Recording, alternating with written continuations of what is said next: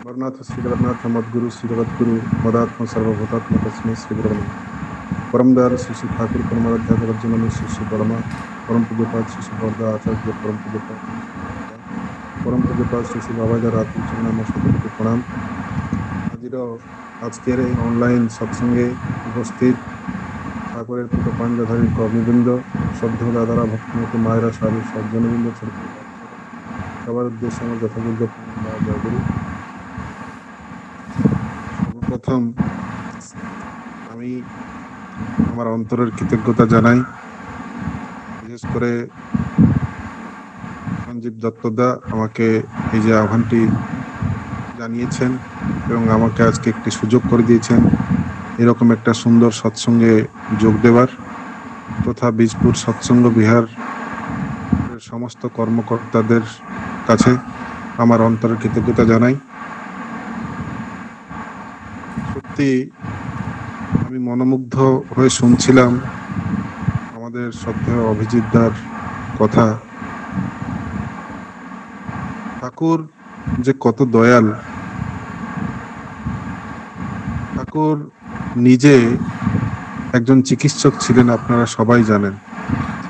তার চিকিৎসা জীবনে ঠাকুর এমন চিকিৎসা বিজ্ঞানকে রপ্ত করেছিলেন, তিনি কিছুদিন বিশিষ্ট ডাক্তার কিশোরী মোহন তার বাল্য সখা, তার সাথে মিলে চিকিৎসা করতে গেলেন। এই চিকিৎসা করতে যখন যান, রোগী যখন দেখেন, দেখার আগেই ঠাকুর কিন্তু সেই ওষুধটি বলে ফেলেন। কিশোরী মোহন কিন্তু তখন খুব রেগে যান যে আমি তো এটা রোগীটা তাকে দেখবো, কথাবার্তা বলবো, তারপরে পরীক্ষা নিরীক্ষা করবো, তারপরে না ওষুধ। বলছে এইসব তুমি যে আগে ওষুধটা বলে দাও, সেই ওষুধটা কিন্তু শেষমেশ সব কেটে কুটে সেই ওষুধটাই দাঁড়ায়। আমার মনে হয় আমি বায়াস হয়ে যাচ্ছি। একদিন একটা রোগী দেখতে গেছেন, দেখা গেছে যে সে রোগীটি নেই, কিন্তু তার বেডটি দেখে ঠাকুর বলছেন এটা তো মর্কোসল লাগবে এটাতে। শেষে দেখা গেছে রোগীটি এসেছে যখন সব কেটে কুটে ওই ওষুধটি দিতে হয়েছে। আপনারা সবাই জানেন ভেরাট্রাম অ্যালবামের কথা, সেই মুসলমান বোয়াল মাছ নিয়ে যাচ্ছিল। একদিন ইনসিডেন্ট, একটি লোক ঝাপসা ঝাপসা অন্ধকারে যাচ্ছে, ঠাকুর বলছে এই দেখো অ্যাসিটিক অ্যাসিড যাচ্ছে। তো তাকে ডেকে ডেকে ও সব খবর নবর নিয়েছে কিশোরী মোহনদা, তারপরে শেষে তাকে সেই অ্যাসিটিক অ্যাসিড দিয়ে বলছে এটা নিয়ে যাও, খাবে, 1 মাস পরে জানাবে কি হলো। এই বলার ভেতর দিয়ে যে তিনি লক্ষ্য করেছেন, তারপর ঠাকুরকে একদিন সেই ইন্দ্রনাথ চৌধুরী ফি প্রেসের যে রিপোর্টার, তিনি ঠাকুরকে ধরেছেন। ঠাকুর, আমি শুনেছি আপনি খুব অলৌকিক শক্তির অধিকারী, আপনি নাকি রোগী দেখেই ওষুধ সাথে সাথে বলে দেন। ঠাকুর কিন্তু তখন বলছেন এটা কোনো অলৌকিক শক্তি বলে কিছু নয়, এটা হচ্ছে নিজের পারসেপশন, যে আমার যেটা পারসেপশন আর আমার যেটা পারসেপশনটাকে আমি যখন অ্যাপ্লাই করেছি আমার বাস্তব জীবনে, সেই অ্যাপ্লাই করতে করতে আমার কমন সেন্স গ্রো করেছে, তারপরে মনে হচ্ছে এটা আমার ইনস্টিংক্টে চলে এসছে। রোগী দেখলেই তার সম্পর্কে ওষুধ আমার ভেসে ওঠে। ঠাকুরকে প্রশ্ন করা হয়েছে, ঠাকুর যদি কোনো ডাক্তারের কনফিডেন্স না থাকে তাহলে সেই ডাক্তারের কাছে তো রোগী ভালো হয় না। ঠাকুর বলছেন ঠিক তো, যদি অনঅ্যাডজাস্টেড এক্সপিরিয়েন্স থাকে, আমার অনুভূতিটা যদি অ্যাডজাস্ট ঠিক না হয়, তাহলে আমি জুডিশিয়াসলি তাকে ইউজ করে যথাযথভাবে তার ইউজ করতে পারি না। বলছেন যখন অনুভূতিটা অ্যাডজাস্টেড থাকে তখন মানুষ বিজ্ঞ হয়, তখন তার মেধা বাড়ে, তখন সে সব কাজ করতে পারে। যেটা তিনি আমাদের অভিজিৎ ভাই বলতে চাইছিলেন যে সেদিন শ্রী শ্রী দাদা বাবা দাদাকে লক্ষ্য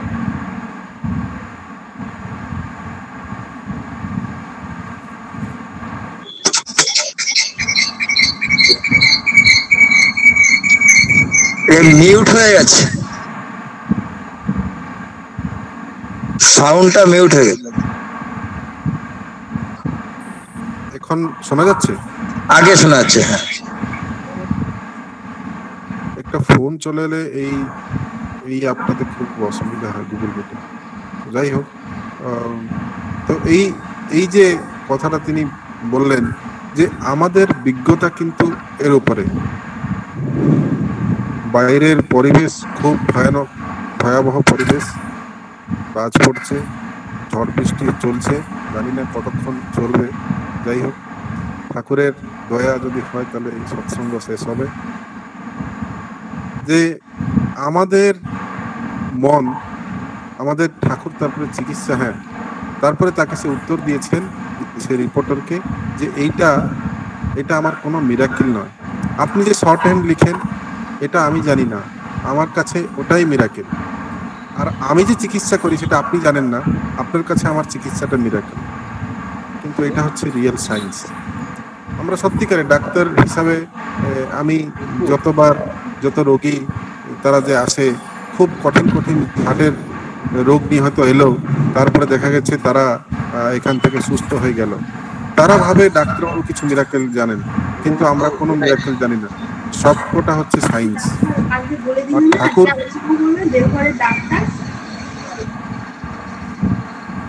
ঠাকুর সেদিন এই যে মনের, এই যে শরীরের ব্যাধি দূর করতে করতে ঠাকুর বলছেন এটা তো আমার কাজ নয়, আসলে মানুষের মনের ব্যাধিটা হচ্ছে আসল ব্যাধি। এইটা কিন্তু মানুষকে ধ্বস্ত বিধ্বস্ত করে এবং সারাটি তার জীবনকে ক্ষতিগ্রস্ত করে। তাই মনের ব্যাধিটাকে দূর করতে হবে। তাই মনের খোরাক হচ্ছে মন্ত্র, যেটা আমাদের অভিজিৎ ভাই খুব সুন্দরভাবে বললেন। বহু সায়েন্টিস্ট তারা এই মনটা কোথায় থাকে এখনো খুঁজে পায়নি, কিন্তু আবার কয়েকজন মতামত রেখেছে যে মনের ঘর হচ্ছে পিনিয়াল গ্ল্যান্ড, এই আজ্ঞাচক্র, যেখানে সামনে দিয়ে ঢুকে সেই পিছনের দিকে গেলে সেখানে আমাদের পিনিয়াল গ্ল্যান্ডটি রয়েছে। ঠিক আমাদের এখানে যে আমরা ফুটো করি সেখানে আগে আমরা পাবো অপটিক কায়াসমা, সেখানে সে অপটিক কায়াসমার নিচে পিটুইটারি, বলছেন এটা একটা সুইচ বোর্ডের মতন, pineal gland, pituitary gland, hypothalamus আর লিম্বিক সিস্টেম, অ্যামিগডালা। তো এই 4-5টি জিনিস একটা সুইচ বোর্ড। এই সুইচ বোর্ডের সব থেকে ইম্পর্ট্যান্ট পার্ট হচ্ছে পিনিয়াল গ্ল্যান্ড। আর কিছু সায়েন্টিস্ট তারা স্ট্রাসম্যান বলে একজন ডক্টর স্ট্রাসম্যান আছেন, তো তিনি বললেন যে এইখান দিয়ে, এটা হচ্ছে পোর্টাল, এখান দিয়ে আত্মা প্রবেশ করে, আবার এইখান থেকে যখন বেরোয় তখন আত্মাটা এইখান থেকেই বেরোয়। মানে আমাদের সমস্ত শরীরে সেই আত্মাটা সেখান থেকে বেরোয়, সেখান থেকে ঢুকে। আর আরেকজন ডাকার্টি সে বলছেন যে এটা হচ্ছে আত্মার, এটা হচ্ছে সিট অফ সোল, এটা হচ্ছে আত্মার ঘর, পিনিয়াল গ্ল্যান্ড। তাই ঠাকুর আমাদেরকে এত কথা, এত সায়েন্সের মধ্যে না যে সোজা বললেন যে তোমরা এখানে আজ্ঞাচক্রে ধ্যান করো, সেটাতে সব হয়ে যাবে। কতক্ষণ না, মিনিমাম আধ ঘন্টা থেকে 45 মিনিট। আধ ঘন্টার নিচে হলে হবে না, মানে জল গরম হবে আর কিছুই হবে না, আর চাল ফুটবে না। তাই আধ ঘন্টা মিনিমাম লাগবে। তারপরে যদি আমরা এটা বেশিক্ষণ নাম করি তাহলে অনেক, আরেকটি এখন নতুন একটা মলিকুল যে বলছিলেন মেলাটোনিন হরমোনের কথা, মেলাটোনিন, সিরোটোনিন, আরো কিছু ইনহিবিন, যে কিছু হরমোন যেগুলো ঝরে, সেগুলো আমাদের বিভিন্ন গ্ল্যান্ডকে, ধরুন আমার কাম প্রভৃতি, গোনাডোট্রোপিন ইনহিবিন মানে ইনহিবিটিং হরমোন, তাকে সে আমাদের কাম প্রবৃত্তিকে সে কন্ট্রোল করে দিল অটোমেটিক, মানে আমাদের কিছু করতে হলো না, সে নামের মাধ্যমে এটা কন্ট্রোল করে দিল। আবার অনেক সময় যদি এটা অপরিপক্ক হয়, আবার সেই কাম প্রবৃত্তিকে নামটা বাড়িয়েও দেয়। বলছেন তুমি যেটা ভালো চিন্তা করবে সেটা বাড়বে, যেটা খারাপ চিন্তা করবে সেটা খারাপ দিকে বাড়বে। এই নামটা ডবল এজের সোর্ড। যদি নামের মাধ্যমে আমি খারাপ চিন্তা করি তাহলে খারাপ জিনিসগুলো আমার বাড়বে। তাই ঠাকুর বলছেন নাম করলে বৃত্তি প্রবৃত্তিগুলো ভেসে ওঠে, আর সেই বৃত্তি প্রবৃত্তি ভেসে ওঠার পর তোমার যে মাস্টার কমপ্লেক্স তাকে চিনতে হবে এবং সেটাকে কিভাবে নিয়ন্ত্রণ করবে তার কথা চিন্তা করতে হবে। এইরকম এই যে পিনিয়াল গ্ল্যান্ডের এত পাওয়ার আছে যে আমাদের ইনটিউশন বেড়ে যায়, সিক্সথ সেন্স। আমি জানতে পারছি যে আমরা বাবা দাদার কাছে দাঁড়িয়ে আছি, আমি একটা কথা ভাবছি যে আমি একদিন একটি মানুষ নামকরণ করছে, তার বাবার নাম মনোজ, আর কি সব ছিল না, তার বাবার নাম হচ্ছে মনোরঞ্জন, আরো তিনজনের নাম ছিল। আমি যে দাঁড়িয়ে ভাবছি যদি এই ছেলেটির নাম দাদা মনোজ দেন তাহলে আমি বুঝবো। এবং সাথে সাথে বললেন লিখ মনোজ। রঘুদা নাকি একজন দাঁড়িয়েছিলেন, লিখ মনোজ, আর সে লিখলেন। তারপরে আমার দিকে তাকিয়ে হাসছেন। যে বলার উদ্দেশ্য হলো যে তিনি এত সহজ, thought reading is a very lower level thing. মানে এটা আমাদের মতন মানুষ যদি চেষ্টা করে আমরাও পারি, থট রিডিং করতে পারি, কিন্তু তিনি তো ভগবান, তিনি তো অন্তর্যামী, তিনি তো আমাদের অন্তরে বাস করেন। ঠাকুর বলছেন তোমাদের অন্তর কথা বলা আমার পক্ষে খুব সহজ, কিন্তু আমাকে অনেক উঁচু লেভেল থেকে নিচে নামতে হয়। এটা খুব লো লেভেলের কথাবার্তা।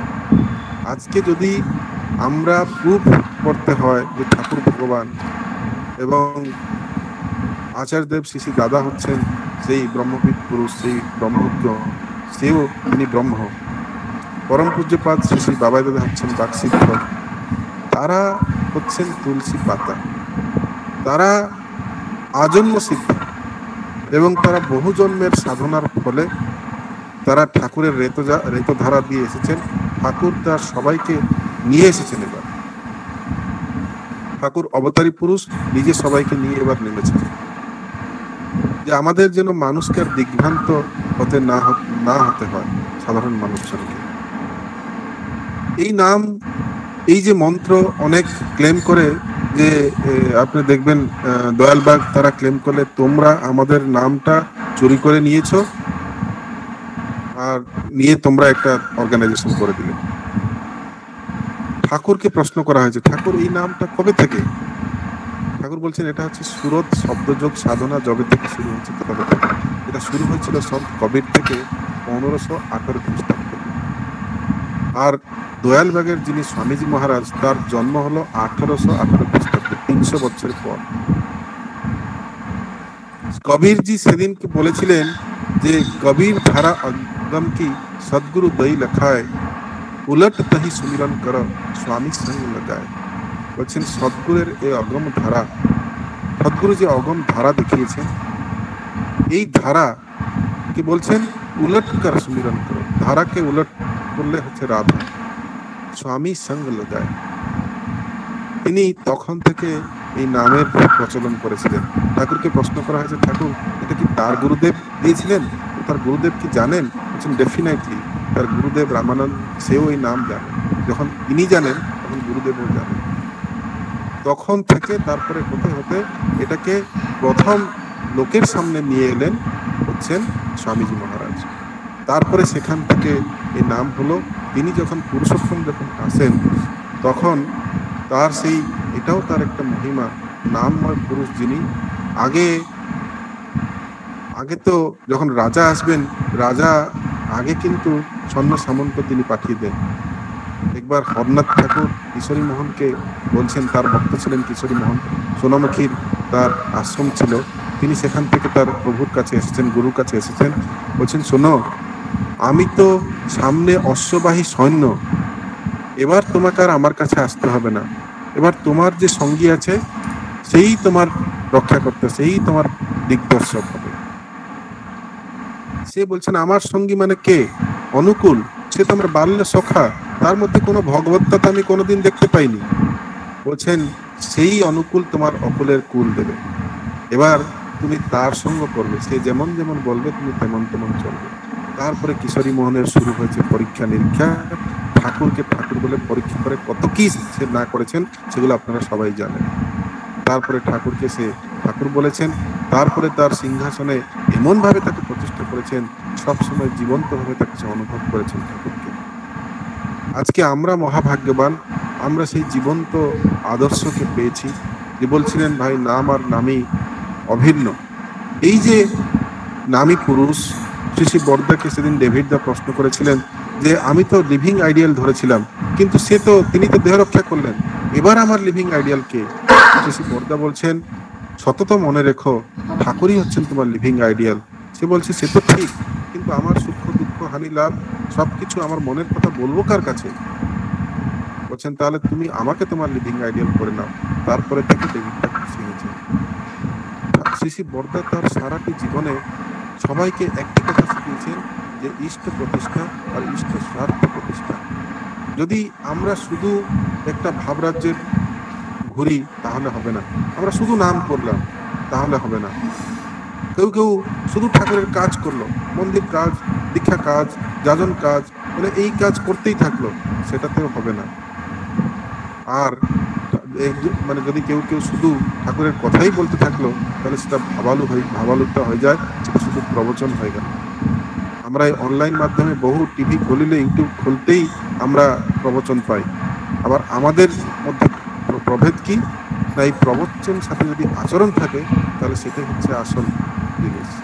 একদিন আমার একজন সিনিয়র কালিগ আমাকে জিজ্ঞেস করছেন, খুব নাম করা ডাক্তার, বলছেন শোন, আমার গুরুদেব এখন কিন্তু তিনি সব জায়গায় বিভিন্নভাবে তিনি বলছেন লোককে কিভাবে জল সংগ্রহ করতে হবে, গাছ লাগালে জল সংগ্রহ হবে, সমস্ত অনেক কথা, তোর গুরুদেব কি করছেন? আমি বললাম, আমার গুরুদেব সপার্শ্বর যত লোক দেওঘরে ছিলেন, তার ছেলের জন্মদিনের উপলক্ষে তিনি দেওঘরের আশেপাশে একটা পাহাড়ি এলাকায় গিয়ে 10,000 গাছ লাগিয়েছেন, এবং শুধু গাছ লাগিয়ে ক্ষান্ত হননি, সেই গাছগুলো যাতে বড় হয় সেই ব্যবস্থাও করেছেন। আর তিনি যে সেটা করেছেন, তাই আমাদের কাছেও খবর এসেছে, আমরা দুর্গাপুরে গোটা 2,000 গাছ আমরা লাগিয়েছি। আর শুধু আমরা নয়, সারা ভারতবর্ষের সব জায়গায় তার ছেলের জন্মদিনের উদ্দেশ্যে আমরা সবাই গাছ লাগালাম। তিনি খুব খুশি হয়েছেন, জ্ঞানী মানুষ তো, তিনি দুঃখ পাননি, খুশি হয়েছেন। বলছেন এরকম অ্যাক্টিভিটি সৎসঙ্গের হচ্ছে, এটা তো আমি কোথাও পত্রপত্রিকায়, কোথাও কিছু নিউজ চ্যানেলে আমরা দেখি না। বলে এইখানে হচ্ছে সৎসঙ্গের ফরক, যে তিনি যা করেন এই বিশ্বর জন্য, এটা তার দায়িত্বের মধ্যে পড়ে। যেমন আমাদের ঠাকুর বলেছিলেন একজনকে, একটা পত্রকারকে, যে তোমরা তোমার ছেলেপুলের জন্য করো, সেগুলোকে পত্রপত্রিকায় দাও। বলছেন না, তুমি যদি দাও না, তাহলে আমি আমার ছেলেপুলের জন্য যেটা করি সেটা পত্রপত্রিকায় কি করে দিতে পারি? সেদিন আসামের মিনিস্টার হেমন্ত বিশ্ব শর্মা এসে নাট মণ্ডপে শ্রী দাদাকে বলছেন, আগে আপনি বলেছিলেন সেই 1 বছর আগে যে সবার বাড়িতে যেন একটু পোর্টেবল ওয়াটার, মানে খাওয়ার জল পৌঁছে দেয়, মানে করতে পারি। আমি এই বছর মধ্যে সমস্ত কিছু করে দিয়েছি, প্রতিটি গ্রামে গ্রামে যেন খাওয়ার জল মানুষ পেতে পারে, আমি সে ব্যবস্থা করে দিয়েছি। শ্রী দাদা এত খুশি হয়েছেন। হ্যাঁ, হঠাৎ আমি সেখানে বসেছিলাম, বলছে মানুষ তো বলে আমি কিচ্ছু করি না, এখানে শুধু বসে থাকি। তিনি যে আমাদের জন্য কত চিন্তা ভাবনা করেন, সেটা আমরা তার টেরও পাই না। আমরা এই মানুষ সমাজকে রক্ষা করতে, পরম পূজ্যপাদ শ্রী বাবাই দাদা সেদিন আমাকে বলেছিলেন, তুই সেখানে শুধু যখন আসবি দেওঘরে, আচার্যদেবের কাছে বসবি, কাছে বসলেই সেখানে অনেক কিছু জিনিস শিখতে পাবি, দেখতে পাবি। আর বসাতেই দেখবি তোর দৃষ্টি শুদ্ধতা হবে। আর দৃষ্টি শুদ্ধতা হলে কি আসবে না, বিশ্বাস আসবে। বিশ্বাস আর নির্বিচারতা হবে প্রেমার আত্মসমর্পণ। এই যে কাজ করতে করতে, তার সঙ্গ করতে করতে করতে করতে তার উপরে বিশ্বাস, তিনি যে কাজ দিয়ে দেন, সেই কাজটা আমরা যখন করে সাকসেসফুল হতে পারি, মনে আনন্দ, অফুরন্ত আনন্দ হয়, অফুরন্ত শক্তি হয়।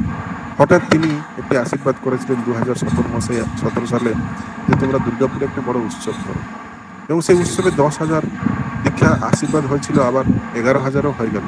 তাহলে আমার নাতি যাবে অবিন দাস এই প্রথম দীক্ষা দিলেন দুর্গাপুরে। অবিন দাদাকে যখন শ্রী দাদা দীক্ষা দেওয়ার অধিকার দিলেন, তারপরে তিনি প্রথম সেখানে দুর্গাপুরে দীক্ষাটা পান। এই যে দীক্ষা বলে আমার নাতি যাবে, সেও 1000 দীক্ষা দেবে, এবং সেই 1000 দীক্ষা মানে 11,000 দীক্ষা আমাদের ঘুম ছুটে গেল। ঠাকুরের একটা কথা আছে না, যে কোনো একটা বিষয় নিয়ে লেগে থাকাই ধ্যান। এবং আমার ধ্যেয় বস্তু সবার, গোটা দুর্গাপুরবাসী সবার ধ্যেয় বস্তু একটাই হলো, যে কি করে 10,000 11,000 দীক্ষা, এবং তার পিছনে লেগে লেগে লেগে লেগে লেগে লেগে উৎসবের অর্ঘ, এত বিরাট উৎসব, তার অর্ঘ কালেকশন হবে কোটি কোটি, মানে প্রায় 1 কোটি টাকা বাজেট ছিল। তো এইরকম করে করে করে করে সমস্ত প্লাস মাইনাস করে পরম পূজ্যপাদ শ্রী বাবাই দাদার দয়াতে এবং তার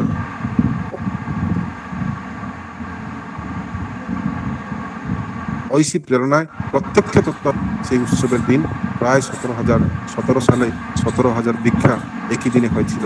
এটাই তার অহেতুক দয়া। বুঝলে, সিপাহী দাদা বলেন, অহেতুক দয়াতে আমি বিশ্বাস করি না, কিন্তু তোদের দুর্গাপুরের যে দীক্ষা, একদিনে 17,000 দীক্ষা, এটা হচ্ছে আচার্যদেবের অহেতুক দয়া ছাড়া আর কিছু নয়। তো তো তিনি আমাদেরকে কর্ম প্রেরণায় সবসময় কেন এরকম মজিয়ে রাখেন?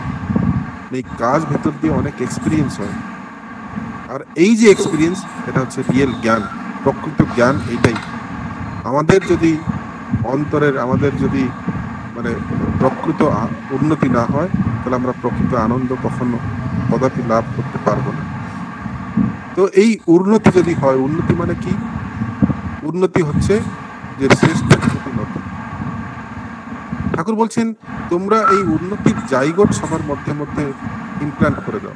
মানে এখন যেমন চলছে না, মানে প্যান্ডেমিক হয়ে গেছে মোটামুটি ইনফার্টিলিটি, অনেক প্রতিটি জায়গায় দেখবেন ইনফার্টিলিটি ক্লিনিক। কি করে? তারা বাইরে একটা টেস্টিভ বেবি করে মায়ের পেটে রোপণ করে দেয়।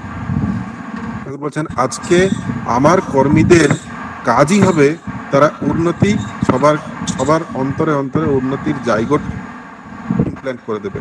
আর সে যখন বাচ্চা হয়ে জন্মাবে, যখন পূর্ণ অবয়ব নেবে, তখন আর তোমাদেরকে আর কষ্ট করতে হবে না।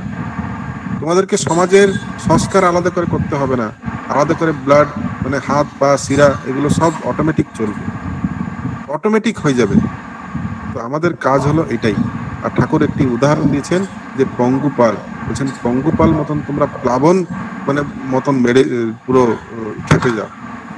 যে পঙ্গুপাল যেমন মানুষের ফসল মানে নষ্ট করে, ক্ষেতের ফসল নষ্ট করে, তোমরা মানুষের অনিষ্ট চলন সব নষ্ট করে দাও। কত কিছু আশা ঠাকুর রেখেছেন। ঠাকুর বলছেন এই সৎসঙ্গে ঋষি পরম্পরার সৃষ্টি হবে, আর ওয়ার্ল্ড লিডার যখন মানে খুব ঘড়িসন্ধি মুহূর্তে পড়বে, তখন তোমাদের কাছে তারা সলাহ নিতে আসবে, পরামর্শ নিতে আসবে। আর এই সৎসঙ্গের টাকা, বলছেন টাকা তো বৃষ্টির জলের মতন বৃষ্টি হবে, মানে টাকা বৃষ্টি হবে এই সৎসঙ্গে। ঠাকুর এত কিছু বলে দিয়েছেন আমাদের সম্বন্ধে, আর আমরা এখনো ঘুমাচ্ছি। পরম পূজ্যপাদ বাবা দাদা সেদিন বললেন, আমরা যে উৎসব করে গেছিলাম, খুব খুশি হয়। তৃতীয় বছর দ্বিতীয় সর্জন উৎসব, খুব সুন্দর উৎসব, ছিমছাম উৎসব, যেমন আনন্দবাজার, যেমন মানে সবকিছু সুন্দর অনুষ্ঠান যেমন হয়েছিল সবকিছু। তারপরে তিনি বলছেন শোনেন, আপনারা এই ছোট ছোট ঠাকুরের কাজ করে তো খুশি হচ্ছেন, শয়তান এখনো 100 স্পিডে দৌড়াচ্ছে, আর আমরা হাঁটছি 20 স্পিডে। ধীরে ধীরে আমরা হাঁটছি, শয়তান দৌড়াচ্ছে। আমাদের স্পিডটা হয় তার সমান হতে হবে, না হয় তার থেকে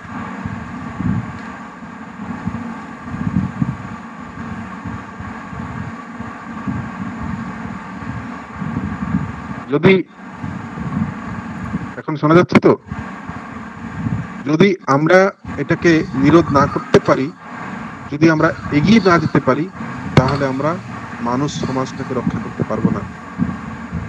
2019 সালের জুলাই কনফারেন্সে দাদা বললেন যে আমরা এই কপট চলন চললে হবে না, আমাদের সাধনায় উন্নতি আমরা কখনো করতে পারবো না। সেই জন্য আমাকে যা এটলিস্ট যা বলছি সেটাকে করতে হবে। বলছেন আমাদের ঋত্বিকরা যদি দীক্ষা দেওয়ার সময় বলে তোমরা নাম ধ্যান করবে, আর নিজে নাম ধ্যান না করে, তাহলে কিন্তু হবে না। সে নিজে যদি থানকুনি পাতা না খায়, সে বলে থানকুনি পাতা খাবে, তাহলে হবে না। নিজে সবাসন না করে, তাহলে বলবে সবাসন করো, তাহলে কিন্তু মানুষ করবে না। ওই জন্যই দীক্ষাগুলো টিকে থাকছে, মানে আমাদের চলন চরিত্রের জন্য। বলছেন আমার ঋত্বিক, ঠাকুর বলেছেন আমার ঋত্বিক এমন হবে সে যেখানে হেঁটে যাবে, সেই তার চলার ধুলোগুলো মানুষ মাদুলি করে পড়বে।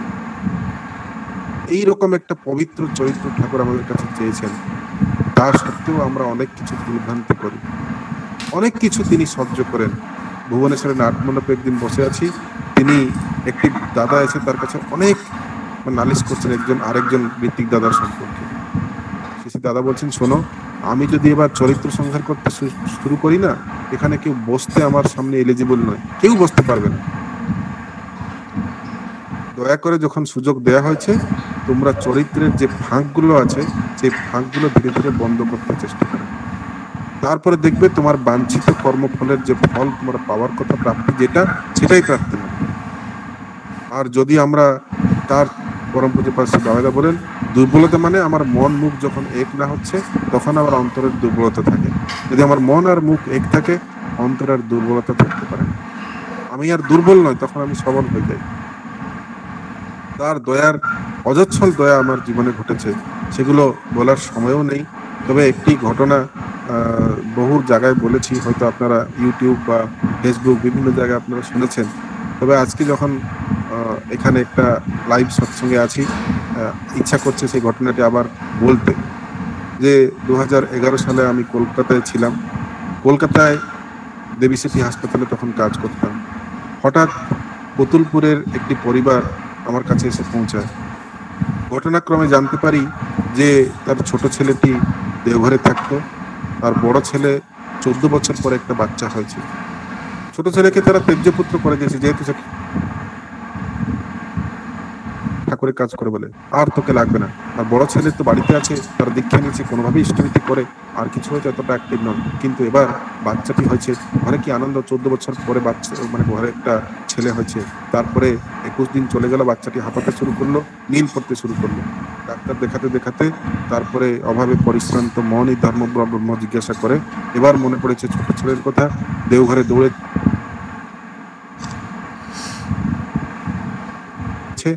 বাবাইদার কাছে যখন যান, বলছেন একটা কাজ করো, তুমি চলে যাও কলকাতায় ডক্টর হেমন্ত নায়ক আছে, সে তোমার বাচ্চাকে ঠিক করে দেবে।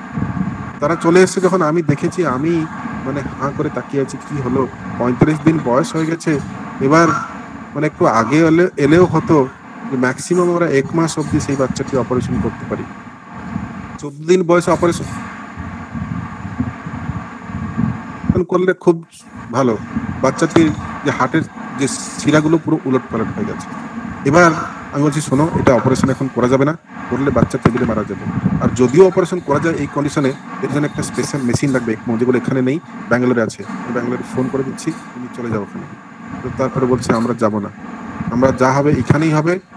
আচার্যদেব বলে দিয়েছেন, আশীর্বাদ করেছেন, পরম প্রতিপাদ শ্রী শ্রী বাবাই দাদা বলেছেন ডাক্তার হেমন্ত নায়ক ঠিক করে দেবে, এবার আপনি বলুন ডাক্তার।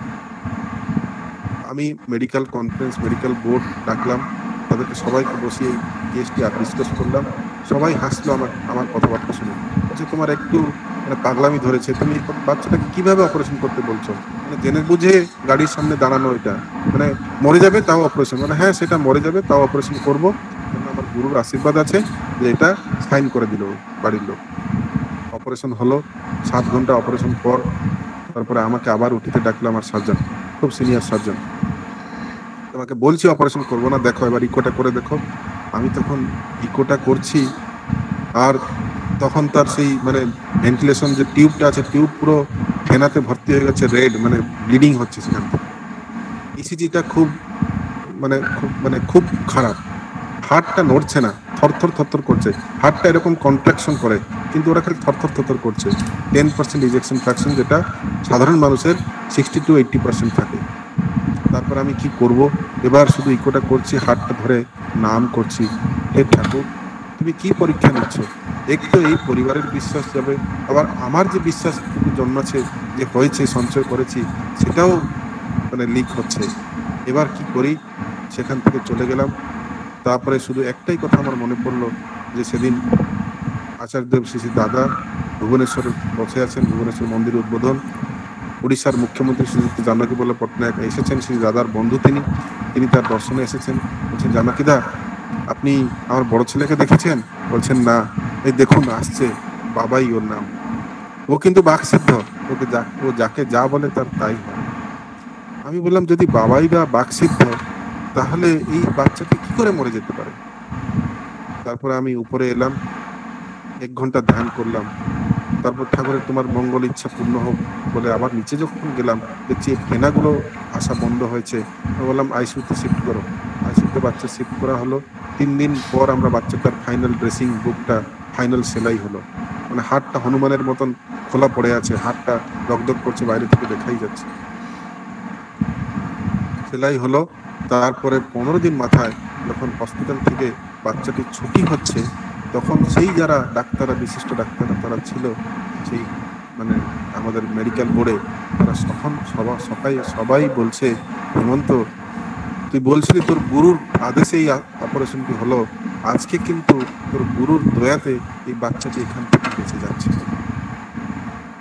তিনি সেটা হৃদবোধ করেছে, কেননা আমরা সেই ধরনের বাচ্চা অপারেশন করেছি সুষ্ঠু টাইমে, তাও সেই বাচ্চাগুলো বাড়ি পাঠাতে পারিনি। কিন্তু সেই ক্রিটিক্যাল বাচ্চাটি কিভাবে যে সে সেখান থেকে বাঁচলো, এর মধ্যে যে কি সায়েন্স, আমরা দিন রাত তার পিছনে লেগেছিলাম, সব ডাক্তার তার পিছনে প্রাণ ঢেলে দিয়েছিলাম, কিন্তু সেই যে একটা ফোর্স কাজ করছিল যে হ্যাঁ এই বাচ্চাটি বাঁচবে, একটা পজিটিভ এনার্জি সবার মনে ছিল, সেই পজিটিভ এনার্জি যে তাকে সেই বাচ্চাটিকে বাঁচিয়ে দিল। আর এই বাচ্চাটি এখন এখন তার বয়স 8 বছর হয়ে গেছে, এখন তো বাচ্চা সময় হয়ে গেছে। আমি আর আমার বক্তব্যকে দীর্ঘায়িত করবো না।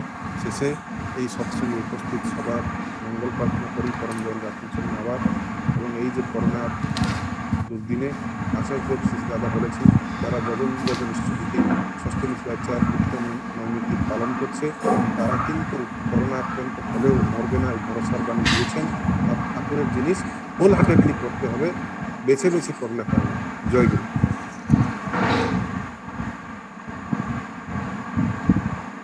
আমরা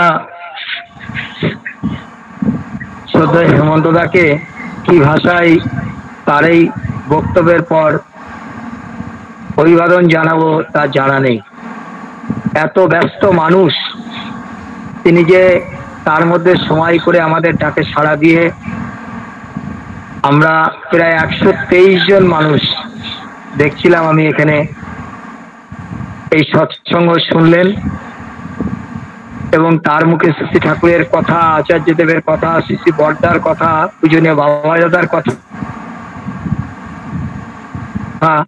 তার জীবন দিয়ে তিনি যে করেছেন সেই লীলার কথা আমরা ঠাকুরের শুনলাম। প্রতিদিনই সৎসঙ্গে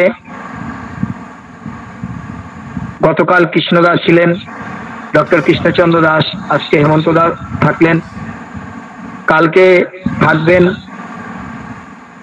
সুবক্তা সুকর্ণ দেবনাথ দা। আমরা তার কাছেও ঠাকুরের কথা শুনেছি অনেকবার।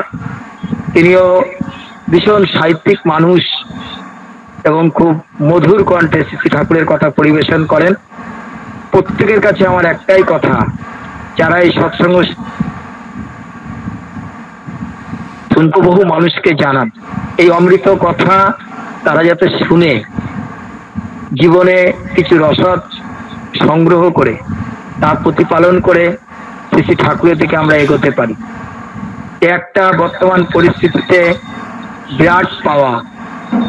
এই পরিস্থিতি না হলে এত মানুষকে আমরা কিন্তু কখনোই পেতাম না। পরপর যেভাবে ঠাকুরের দয়ায় পাচ্ছি, আমাদের সৌভাগ্য যে এই অমৃত কথা যদি আমরা শুনে জীবন দিয়ে পালন করতে পারি, সেই অমৃত প্রত্যেকে যাতে আরো বেশি মানুষ শুনতে পারে, আপনারা সেই দিকে সচেষ্ট থাকবেন। আগামী 27 তারিখ শ্রী ঠাকুরের আবির্ভাব তিথি, সেদিনও প্রতিদিনই সৎসঙ্গ হবে। প্রত্যেক দিন এই সৎসঙ্গে আপনারা যোগ দেবেন। এখন জয়রাধে কীর্তন করে আমরা সৎসঙ্গ শেষের দিকে এগিয়ে যাব। আমি শ্রদ্ধেয় দিলীপ দাকে বলছি জয়রাধে কীর্তন করে ধ্বনি দিয়ে দেওয়ার জন্য।